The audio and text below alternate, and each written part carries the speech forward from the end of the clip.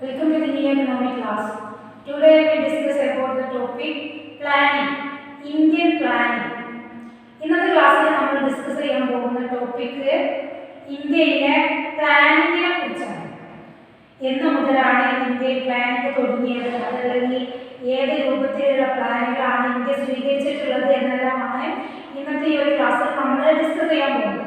നമ്മൾ കഴിഞ്ഞ ക്ലാസ്സിൽ പറഞ്ഞിട്ടുണ്ടായിരുന്നു സോഷ്യലിസ്റ്റ് സമ്പദ് വ്യവസ്ഥയിലെ പ്ലാനിംഗ് അതോറിറ്റിയാണ് സെൻട്രൽ പ്രോബ്ലംസിന് പരിഹാരം കണ്ടെത്തുക എന്നത്.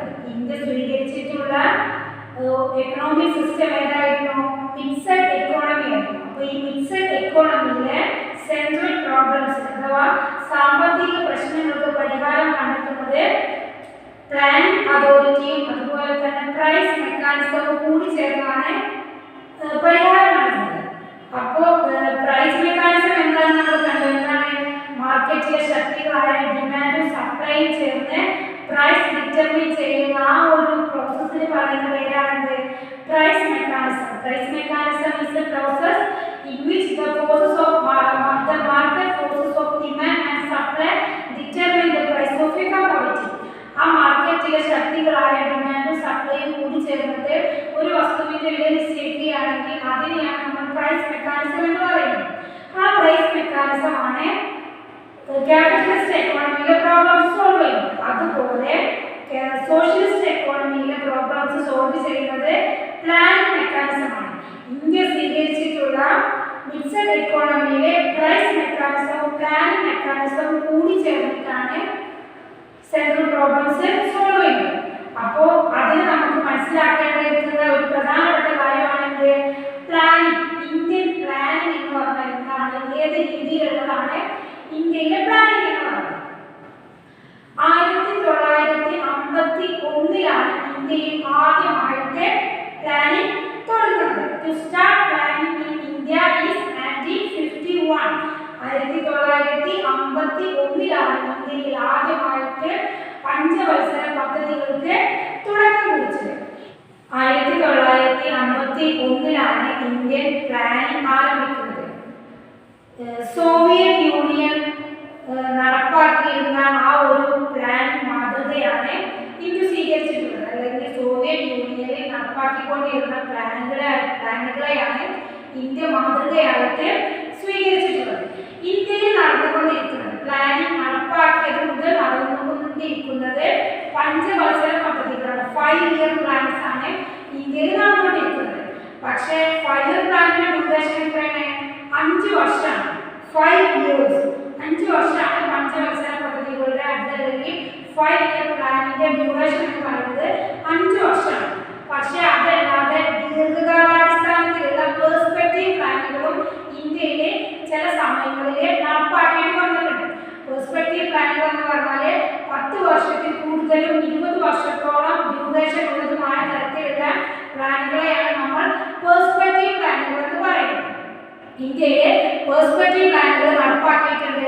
അതുപോലെ തന്നെ 5 year plans നടപ്പാക്കിയിട്ടുണ്ട്.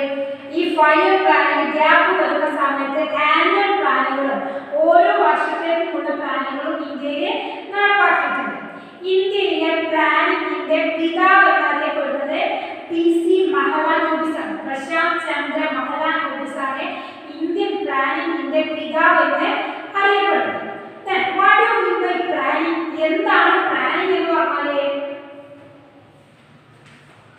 Planning is a process by which resources are allocated according to predetermined manner so as to achieve certain goals and targets within a specified time period.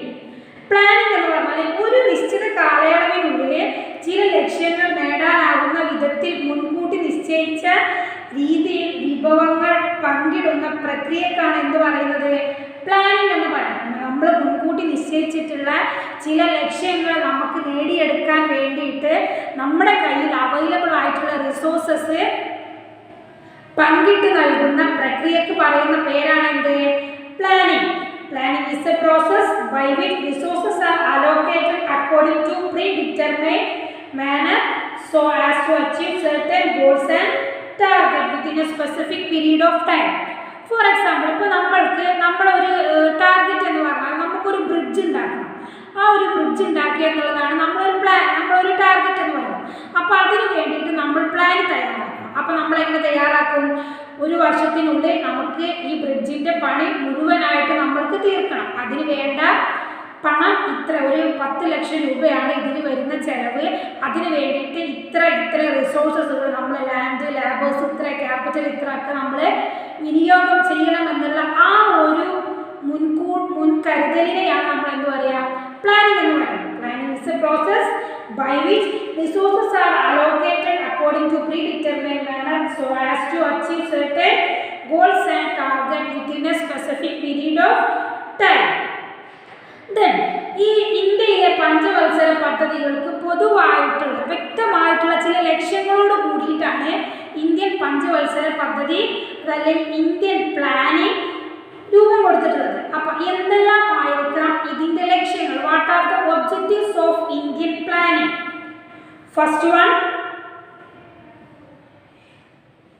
Indian planning is a predetermined manner. ഇന്ത്യയിലെ planning എന്ന് പറയുന്നത് മുൻകൂട്ടി നിശ്ചയിച്ച, ബോധപൂർവ്വം നടത്തുന്ന ഒരു പ്രക്രിയയാണ്. It is a predetermined manner. മുൻകൂട്ടി നിശ്ചയിച്ച പ്രകാരം നടപ്പാക്കുന്ന ഒരു പ്രക്രിയയാണ് Indian planning. Then, to achieve certain objective, ചില ലക്ഷ്യങ്ങൾ നേടുന്നതിന് വേണ്ടിയിട്ടാണ് ഇന്ത്യൻ പ്ലാനിങ് രൂപം കൊണ്ടിട്ടുള്ളത്. Then, using limited resources in effective manner, നമുക്ക് ലഭ്യമായിട്ടുള്ള വിഭവങ്ങളെ വളരെ ശരിയായ രീതിയിലും കാര്യക്ഷമമായ രീതിയിലുമാണ് പ്ലാനിങ് പ്രകാരം ഉപയോഗിക്കുക. Then, it is a specific period of time. ഇത് സമയബന്ധിതമായിട്ട് ഒരു നിശ്ചിത സമയത്തിനുള്ളിൽ നടപ്പാക്കുന്ന പദ്ധതികളാണ് Indian planning. These are the features of Indian planning. First one, in a predetermined manner. Second one, to achieve certain objective. Third one, using limited resources in effective and properly. Last one, within a specific period of time. The Indian 5-year plans have clearly and specified goals and objectives. Indian 5-year plans, ഇന്ത്യയിലെ പഞ്ചവത്സര പദ്ധതികൾക്ക് വളരെ വ്യക്തമായതും കൃത്യമായതുമായ ചില ലക്ഷ്യങ്ങളുണ്ട്. എന്തെല്ലാമായിരുന്നത്? First one, economic growth. പരമാവധി സാമ്പത്തിക വളർച്ച കൈവരിക്കുക എന്നതായിരുന്നു ഇന്ത്യൻ 5-year പ്ലാനിന്റെ ഫസ്റ്റ് ഒബ്ജക്റ്റീവ്. ഫസ്റ്റ് ലക്ഷ്യം, ഒന്നാമത്തെ ലക്ഷ്യം, ഏറ്റവും പ്രധാനപ്പെട്ട ലക്ഷ്യം എന്തായിരുന്നു? ടു അച്ചീവ് എക്കണോമിക് ഗ്രോത്ത്, സാമ്പത്തിക വളർച്ച നേടുക എന്നതായിരുന്നു ഇന്ത്യൻ 5-year പ്ലാനിന്റെ ഏറ്റവും മെയിൻ ആയിട്ടുള്ള objective. Then second one, modernization, ആധുനികീകരണം. എന്താണ് ഈ ആധുനികത എന്ന് പറഞ്ഞാൽ? To adopt modern techniques and modern technologies in the production process. Indian എക്കോണമിയിലെ പുതിയ രീതിയിലുള്ള, ആധുനിക രീതിയിലുള്ള പുതിയ ടെക്നിക്സുകൾ, പുതിയ സാങ്കേതിക വിദ്യകൾ ഉൾക്കൊള്ളിക്കുക എന്നതായിരുന്നു രണ്ടാമത്തെ ലക്ഷ്യം. Then self-reliance, സ്വാശ്രയത്വം എന്നതായിരുന്നു മൂന്നാമത്തെ ലക്ഷ്യം. Then fourth objective is equity. Equity means to erase inequalities. അസമത്വങ്ങൾ ഇല്ലാതാക്കുക. To eliminate the inequalities equaled equity. അസമത്വങ്ങൾ ഇല്ലാതാക്കുക എന്നതാണ് ഇക്വിറ്റി എന്നതുകൊണ്ട് ഉദ്ദേശിക്കുന്നത്. ഇന്ത്യൻ 5-year പ്ലാനിന്റെ മെയിൻ ആയിട്ടുള്ള 4 ഒബ്ജക്റ്റീവ്സ് ആണ് നമ്മൾ ഇവിടെ പറഞ്ഞിട്ടുള്ളത്. First one, to achieve economic growth. Second one, adopt modern technologies in the production process. Third one, self reliance and equity. Economic growth എന്ന് പറഞ്ഞാൽ മാക്സിമം എക്കണോമിക് ഗ്രോത്ത്, പരമാവധി സാമ്പത്തിക വളർച്ച കൈവരിക്കുക എന്നതായിരുന്നു ഒന്നാമത്തെ ലക്ഷ്യം. രണ്ടാമത്തെ ലക്ഷ്യം എന്തായിരുന്നു? പുതിയ രീതിയിലുള്ള ടെക്നിക്സുകൾ, ആധുനിക രീതിയിലുള്ള സാങ്കേതിക വിദ്യകളെ ഇന്ത്യൻ എക്കോണമിയിലേക്ക് കൊണ്ടുവരിക എന്നതായിരുന്നു രണ്ടാമത്തെ ലക്ഷ്യം. മൂന്നാമത്തെ ലക്ഷ്യം എന്തായിരുന്നു? സ്വാശ്രയത്വം കൊണ്ടുവരിക എന്നതായിരുന്നു മൂന്നാമത്തെ ലക്ഷ്യം. നാലാമത്തെ ലക്ഷ്യം എന്തായിരുന്നു? അസമത്വങ്ങൾ ഇല്ലാതാക്കുക എന്നതായിരുന്നു നാലാമത്തെ ലക്ഷ്യം. ഇനി ഈ ഓരോ ലക്ഷ്യങ്ങളും നമുക്കൊന്ന് ഡീറ്റെയിൽ ആയിട്ട് നോക്കാം. ഓരോ ഗോൾസ് ആൻഡ് ഒബ്ജക്റ്റീവ്സിനും എന്തെല്ലാം കാര്യങ്ങളാണ് 5-year പ്ലാനിൽ ഉദ്ദേശിക്കുന്നത്, അതല്ലെങ്കിൽ 5-year പ്ലാൻ കൊണ്ട് ഈ ഒരു ഒബ്ജക്റ്റീവിൽ എന്തെല്ലാം കാര്യങ്ങൾ നേടിയെടുക്കാമെന്നാണ് ഇന്ത്യൻ എക്കോണമി സജസ്റ്റ് ചെയ്യുന്നത് discuss about the first goal in the 5-year plan is growth. അത് നമ്മൾ നോക്കാൻ പോകുന്നത് 5-year പ്ലാനിൻ്റെ ഒന്നാമത്തെ ലക്ഷ്യമായ എക്കണോമിക് ഗ്രോത്തിനെ കുറിച്ചാണ് നമ്മൾ നോക്കാൻ പോകുന്നത്. We know that when an economy grows, its agriculture, industry and service sector also grow. നമുക്കറിയാം നമ്മുടെ ഒരു സമ്പദ് വ്യവസ്ഥ വളരുക എന്ന് പറഞ്ഞാൽ അതിലെ എല്ലാ സെക്ടേഴ്സും എല്ലാ ഒക്യുപ്പേഷണൽ സ്ട്രക്ചേഴ്സും അതിൻ്റെ കൂടെ ഡെവലപ്പ് ചെയ്യും. ഏതൊക്കെയായിരുന്നു ഇന്ത്യൻ എക്കോണമിയിലെ പ്രധാനപ്പെട്ട 3 മേഖലകൾ ഏതൊക്കെയായിരുന്നു? Agricultural sector, industrial sector and service sector. കാർഷിക മേഖല, വ്യവസായ മേഖല, സേവന മേഖല. ഇതായിരുന്നു ഇന്ത്യയിലെ 3 sectors. There will be a growth in consumption, investment and government expenditure. Growth of all these sectors and activities is captured in the growth of gross domestic product. ഈ 3 മേഖലകളിലും വളർച്ച കൈവരിക്കുമ്പോൾ അതിലൂടെ ഒരു രാജ്യത്തിൻ്റെ ഗ്രോസ് ഡൊമസ്റ്റിക് പ്രോഡക്റ്റ്, ആ രാജ്യത്തിൻ്റെ ആഭ്യന്തര ഉൽപാദനവും വർദ്ധിക്കുന്നത് കാണാൻ കഴിയും. GDP എന്ന് പറഞ്ഞാൽ എന്താണ്? ഒരു രാജ്യത്തിൻ്റെ ആഭ്യന്തര ഭൂപ്രദേശത്ത് ഒരു കൊല്ലം ഉൽപ്പാദിപ്പിക്കപ്പെടുന്ന സാധനങ്ങളുടെയും സേവനങ്ങളുടെയും മുഴുവൻ പണമൂല്യത്തിനാണ് എന്ത് പറയുക? GDP എന്ന് പറയുന്നത്. Some economics look at economic growth in terms of growth potential of economy. Viewed like this, growth refers to increase in the country's capacity to produce goods and services. When capacity to produce increase, it ultimately leads to GDP growth. ചില സാമ്പത്തിക ശാസ്ത്രജ്ഞരുടെ അടിസ്ഥാനത്തിൽ അല്ലെങ്കിൽ അവരുടെ അഭിപ്രായത്തിൽ സാധനങ്ങളും സേവനങ്ങളും ഉൽപ്പാദിപ്പിക്കാനുള്ള രാജ്യത്തിൻ്റെ ശേഷിയെയാണ് സാമ്പത്തിക വളർച്ച എന്ന് പറയുന്നത്. പക്ഷേ ഇതിനെ എങ്ങനെയും നമുക്ക് പറയാൻ കഴിയും? കാർഷിക മേഖല, വ്യവസായ മേഖല, സേവന മേഖല എന്നിവയുടെ സംഭാവന മൊത്തം കൂടിയതിനെയാണ് നമുക്ക് എന്ത് പറയാൻ കഴിയുക? GDP ഗ്രോത്ത് റേറ്റ് എന്ന് പറയുന്നത്. ഈ നമ്മുടെ ദേശീയ വരുമാനം സംബന്ധിച്ച വിവരങ്ങൾ പുറത്തുവിടുന്ന ഏജൻസിക്ക് പറയുന്ന പേരാണെന്ത്? CSO അഥവാ സെൻട്രൽ സ്റ്റാറ്റിസ്റ്റിക്കൽ ഓർഗനൈസേഷൻ.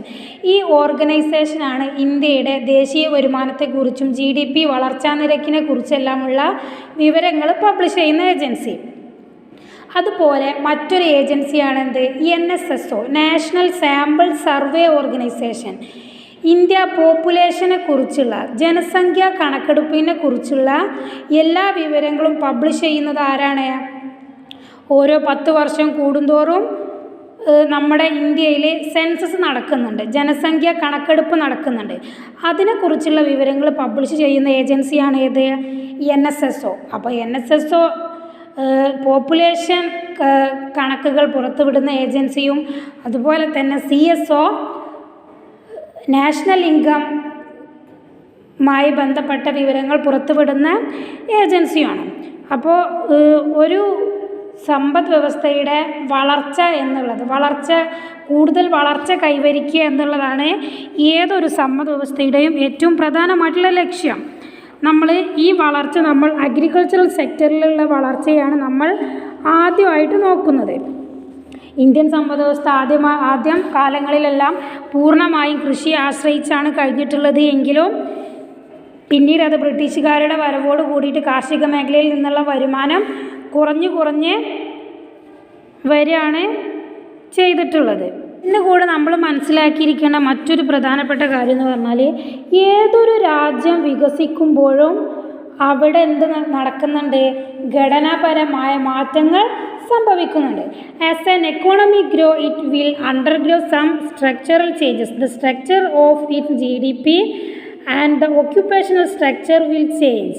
ഈ ഘടനാപരമായ മാറ്റം സംഭവിക്കുമ്പോൾ അവിടുത്തെ തൊഴിൽപരമായ ഘടനയിലും അതുപോലെ തന്നെ GDPയിലും ഒക്കെ കാര്യമായ മാറ്റങ്ങൾ വരാനുള്ള സാധ്യതയുണ്ട്. This has been the experience of developed and developing countries.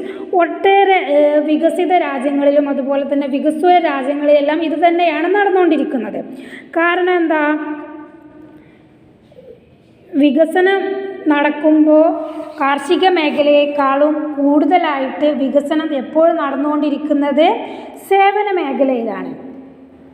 ഈ ഒരു ടേബിൾ നിങ്ങൾ നോക്കുക. ഈ ഒരു ടേബിളിൽ പ്രൈമറി സെക്ടറിലെയും സെക്കൻഡറി സെക്ടറിലെയും ടെറിഷറി സെക്ടറിലെയും വളർച്ചാ നിരക്കുകൾ കൊടുത്തിട്ടുണ്ട്.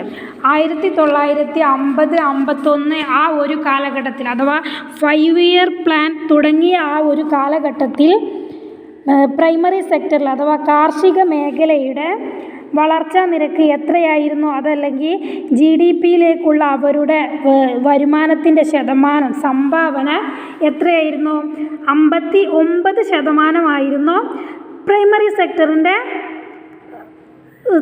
സംഭാവന ആയിട്ടുള്ളത്. പക്ഷേ അത് 2014-15 ആയപ്പോഴേക്കും എത്രയായിട്ട് കുറഞ്ഞു? 16% കുറയുകയാണ് ഉണ്ടായത്. പക്ഷേ അത് സെക്കൻഡറി സെക്ടറിനെയും ടെറിഷറി സെക്ടറിനെയും നോക്കുമ്പോഴോ സെക്കൻഡറി സെക്ടർ 1950 കാലഘട്ടത്തിൽ 13% മാത്രം ഉണ്ടായിരുന്ന വളർച്ചാ നിരക്ക് 2014 ആയപ്പോഴേക്കും 23% കൂടിയിട്ടുണ്ട്. പക്ഷേ ഏറ്റവും കൂടുതൽ ഘടനാപരമായ മാറ്റം സംഭവിച്ചിട്ടുള്ളത് എവിടെയാണ്?